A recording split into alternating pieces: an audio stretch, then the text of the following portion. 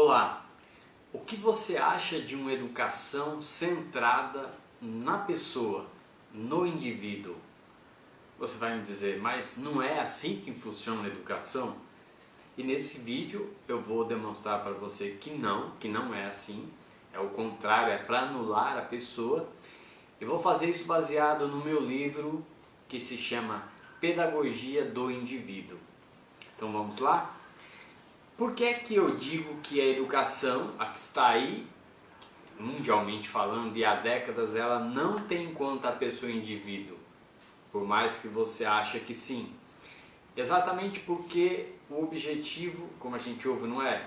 Que a gente ouve formar cidadãos críticos, formar pessoas que intervêm na sociedade. Se você começar a notar, fazer análise nas entrelinhas e perceber o que está por detrás do discurso e da prática, você vai ver que todo o fim da educação é informar pessoas que transformem o mundo, que construam essa tal sociedade melhor. Ou seja, não há preocupação nenhuma em formar pessoas que queiram viver bem sua vida, que queiram desenvolver um plano pessoal de vida e executar para que possam ter algum gosto com a vida. A educação não tem essa preocupação, e não é sem razão que nós temos muitas pessoas, quando entram na vida adulta, começam a dar cabeçadas, não encontram o seu caminho. Dos problemas que elas podem ter é o ressentimento, que é aquela percepção de que tiraram dela alguma coisa, ou que ela deveria ser merecedora de algo e acabou não tendo. Exatamente porque esse modelo de educação que está aí, ele é um estimulador de autoabandono. Porque veja, o que é que você ouve o tempo todo na escola e na universidade? Que você deve ser um agente, um ativista em prol de causas sociais, meio ambiente, questões econômicas, questões de minorias. Isso pode parecer bonito em um primeiro momento, e algumas pessoas caem nisso e vivem isso, e eu diria que para algumas pessoas parece que dá certo, principalmente se elas entrarem em política ou em ONG, porque vão viver disso, elas vão fazer disso a plataforma de sustento.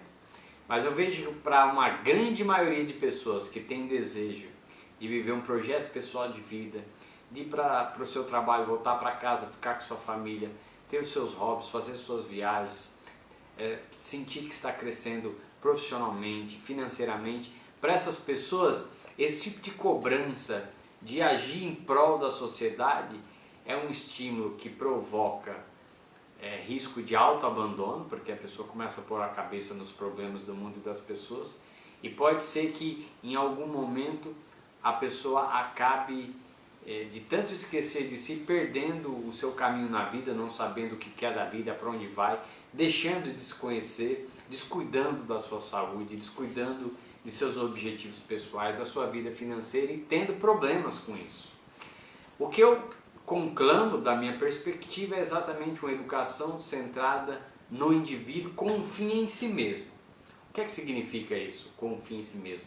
Significa que é necessário que haja uma escola que não interfira na vida da pessoa, que não cobre nada do estudante, que estimule ele nas atividades várias para que ele desenvolva o seu plano de vida, o seu projeto e vá atrás das suas conquistas.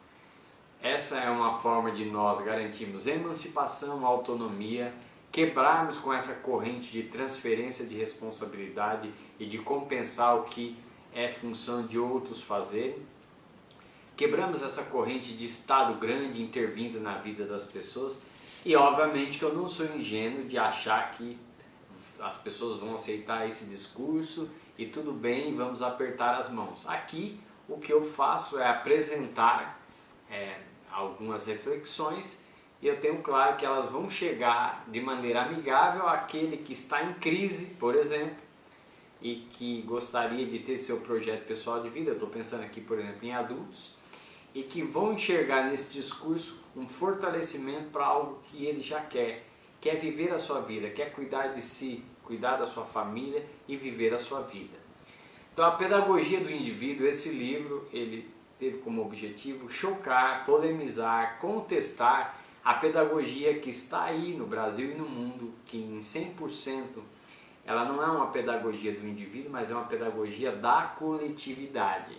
Então, formar cidadãos críticos, o que é isso para essa pedagogia da coletividade?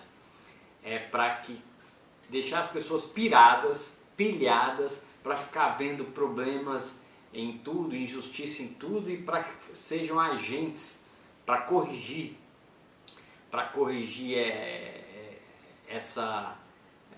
aquilo que, da perspectiva de alguns utopistas, está errado. Então esse é o ponto básico da pedagogia do indivíduo. Então é contestar a pedagogia que está aí, que é a pedagogia da coletividade. Eu vou comentar aqui alguns capítulos que aparecem. O livro tem 17 capítulos, não vou comentar todos, apenas alguns para compartilhar com você as ideias. O primeiro eu até já antecipei, que é o indivíduo como um fim em si mesmo, que significa que uma escola que tem uma pedagogia do indivíduo, ela não vai avançar para além da subjetividade, do interesse do outro, e qualquer tipo de cobrança e missão, essa conversinha que tem muito em autoajuda, virou moda inclusive no mundo dos empreendimentos, de ficar dizendo que as pessoas têm missão no mundo, essa grande mentira de que as pessoas elas querem agora ser homo deuses, como diz o autor lá do Sapiens, essa história da pessoa querer achar que o capitalismo ele eliminou tanto a escassez, ele trouxe tanta abundância no mundo, apesar da crítica dos socialistas e dos comunistas, mas ele trouxe tanta abundância e fez as pessoas esquecerem da escassez do passado, que as pessoas agora elas acham que dá para dar mais um passo agora, que é de serem deuses. Então agora dá para realmente fazer maravilhas no mundo, dedicar as causas sociais como se fossem as mais maravilhosas, né? Eu queria ver isso 2, 3 séculos atrás, na grande escassez do mundo. Até isso o capitalismo possibilitou para as pessoas, e mesmo assim as pessoas são hipócritas e mentirosas quando falam em capitalismo. Tem um comportamento capitalista e ficam fazendo discursinhos socialistas para aparentarem para os amigos que são legais, bacanas, santas e maravilhosas. Mas enfim, no livro também, o segundo capítulo, eu digo que essa pedagogia coletivista, que é a que está aí, é uma pedagogia que é um atentado contra a vida em termos da natureza humana, como ela é, o que a pessoa quer para a sua vida, quem ele é. Ela, inclusive, nos documentos educacionais e nos documentos pedagógicos, a pessoa aprende a justificar que pessoas insanguinárias na sociedade, por exemplo, merecem ter a sua história ouvida, e tudo bem, não interessa a quem elas tiraram a vida. Então é um tipo de pedagogia que destrói os instintos de autoproteção, de autoconservação, por exemplo, também ela é contra a vida, e várias coisas que eu poderia dizer aqui. A pedagogia do indivíduo ela exalta a virtude do egoísmo, e aliás, ela simplesmente chama a atenção para uma verdade, que todos nós somos egoístas, que egoísmo não tem nada de ruim, ele é algo correto, porque simplesmente ele é um mecanismo de autoproteção que nós recebemos de Deus, da natureza, não sei no que você acredita, mas que nós temos para conservar a nossa vida individual e, por tabela, a espécie, e para cuidar de nós, vivermos nossos objetivos pessoais. Se nós destruíssemos esse egoísmo, o resultado é que nós nem nos levantaríamos da cama. E claro que as pessoas elas se abandonam e fazem tudo isso porque temem ser chamadas de egoísta, mas fazem também pelo egoísmo, porque elas querem a atenção do outro, serem maravilhosas para o outro, ou seja, elas têm o egoísmo de ter o outro na mão dela, de ser bem avaliada pelo outro. É também egoísmo, mas é a pior maneira de ser egoísta, porque é uma maneira que destrói e que escraviza, mas não deixa de ser egoísmo também. Depois, o livro também eu vou chamar a atenção sobre a questão da vontade, que a minha geração ouviu muito, principalmente em ambientes religiosos, que era preciso sofregar a vontade, refrear os nossos apetites, a nossa vida, a nossa vontade, porque isso tem um componente negativo de nos levar para coisas ruins. As pessoas elas distorcem a vontade, que é um mecanismo natural, o coração da nossa vida, que pulsa de buscar, de viver a vida que queremos, elas confundem isso com uma coisa contrária, que toda vez que uma pessoa ela é reprimida, ela tem uma vida controlada, para compensar isso, ela se desvia para vícios, por exemplo, e uma vez no vício, e ela fica escrava, ela confunde e acha que essa vontade do vício é uma vontade dela, em termos da sua natureza, de quem ela é. Na verdade, vícios são compensações de coisas que nós reprimimos, recalcamos, porque aceitamos uma vida controlada e limitada, e não tem nada a ver. Assumir que somos vontade é assumir que nós temos desejo de dizer sim ou não, vontade de morar em um lugar, de trabalhar com uma coisa e com outra não, vontade de nos aproximarmos de algumas pessoas, de nos distanciarmos de outra. Ouvir a nossa vontade é simplesmente um caminho para baixar a ansiedade, para termos uma vida melhor. E infelizmente as pessoas elas vivem uma vida em que elas valorizam muito o intelecto, o racional, então elas mudam muito as suas vidas por regras, por pensamentos, aforismas, conselhos, por aquilo que é colocado na cabeça, e elas se movem por isso, e quando isso é contra a própria natureza, elas se machucam, porque simplesmente nós não aprendemos desde pequenos a ouvir a nossa vontade, escutar algo que está aqui em nós. Então a pedagogia do indivíduo ela é centrada na vontade, e não tem nada de ruim nisso, isso simplesmente é ao contrário, é uma maneira de você alinhar a sua vida com quem você é e com o que você quer viver. Eu vou falar sobre o homeschooling. A educação um dia foi homeschooling, até que veio a escola, e a escola é representação. Toda representação ela é uma mímese, ela é uma fantasia, uma sombra de algo que é realmente real. Uma criança, se fosse educada com seu pai e sua mãe, receberia a educação na medida certa, com a reação certa, porque viriam dos instintos do pai e da mãe, que assim a natureza fez, que Deus fez, e por aí vai. Agora, quando vai para a escola é uma representação distante da realidade. E daí começam os pedagogos, com todas aquelas fantasias, e os psicólogos, a criar todo aquele imaginário que na maioria das vezes é contra essa realidade que a criança teria se vivesse com os pais. É como a universidade, que está fora da realidade. Ela é representação, ela é um ensaio, um esboço de algo totalmente fora da realidade. Então, o capítulo chama a atenção a um direito natural do homeschooling. Um pai que quer educar o seu filho em casa, e uma família que queira, é um direito auto-evidente, não precisaria nem discutir. Só não acontece assim porque o Estado ele é autoritário, ele é neo-espartano, porque quer se apropriar do filho, quer ver o filho como propriedade dele, ou seja, desapropriar o filho dos pais, e as pessoas aceitam porque o Estado virou um Deus, uma religião para as pessoas, e o que ele fala, e mesmo que as pessoas não gostem dos políticos, mas elas gostam do Estado, e isso é uma coisa que vai continuar. E nessa esteira de que pedagogia, pedagogo e psicólogos estão na fantasia, e que se a criança fosse educada e adolescente com pai e mãe estariam dentro da realidade, é que eu digo que um pedagogo e um psicólogo deveriam aprender muito com o pai e com a mãe, porque eles têm a seu favor os instintos, eles estão na realidade. E também uma mãe não deveria ficar dando confiança a esses especialistas, pedagogos e psicólogos, deveria olhar para dentro de si, para os seus instintos, para quem ela é como mãe e portanto, cuidar do seu filho a partir daquilo que ela considera bom, sem ficar com grilos e ouvindo os especialistas.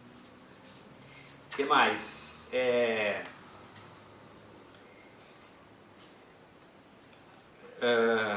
Eu vou falar sobre a questão da virtude, que a virtude está a serviço do indivíduo, não da coletividade. Essa educação livre que eu concebo, para existir, ela precisa de uma sociedade livre, está longe de acontecer. Enquanto a educação for controlada pelo Estado, tudo isso aqui que eu estou falando acaba sendo, eu não vou dizer utopia, porque eu não acredito que aquilo, uma coisa ética, que é você ter o direito de viver livre, e que se você não avança a vida e a propriedade do outro, não há nada de errado pela maneira como você vive e o que você escolhe, não é o Estado que deveria escolher. Não acho que isso é utopia, mas o caso é que as pessoas elas não aceitam a realidade como ela é e cria-se uma mentira em torno do que seja educação e toda essa ideia das pessoas de querer criar um paraíso aqui na Terra, e isso vai criando agremiações de pessoas todas muito boazinhas, muito ali bitoladinhas dizendo amém para um monte de injustiça que está sendo criada, distorções de conceitos totalmente antinaturais, anticivilizacionais, anti-desenvolvimento da própria pessoa, que são contra o próprio progresso pessoal. Então essa coisa de se criticar a meritocracia, de querer um mundo sem competição, todo esse faz de conta que é despejado no estudante, que faz a educação ser uma geleia, uma mentira, algo absolutamente fora da realidade, mas que ganha os adeptos porque as pessoas, muitos temem reagir, e como as pessoas elas são de grupo, querem ser aceitas, para serem aceitas elas caem também na mentira, mentira que no fundo todo mundo sabe que é mentira. Uma coisa que eu chamo a atenção aqui, já em outro livro eu já comentei, que eu defendo uma escola, na verdade, não intervencionista, né? Aqui eu me aproprio do conceito da economia e trago para a educação, já que nós não temos bibliografia em educação conservadora, liberal ou libertária. Toda a bibliografia em educação é 100% coletivista, ou se você quiser chamar de esquerda. O que eu chamo de escola não intervencionista? Aquela que administra os conhecimentos das matemáticas, da linguagem, da ciência, sem avançar para temas de natureza de foro íntimo, como sexualidade, a não ser a questão do aparelho reprodutor, a fisiologia humana, mas sem avançar para a intimidade da pessoa, a religiosidade dela, a sua ideologia, os seus valores. Isso é foro pessoal. A escola não deveria avançar nessas questões.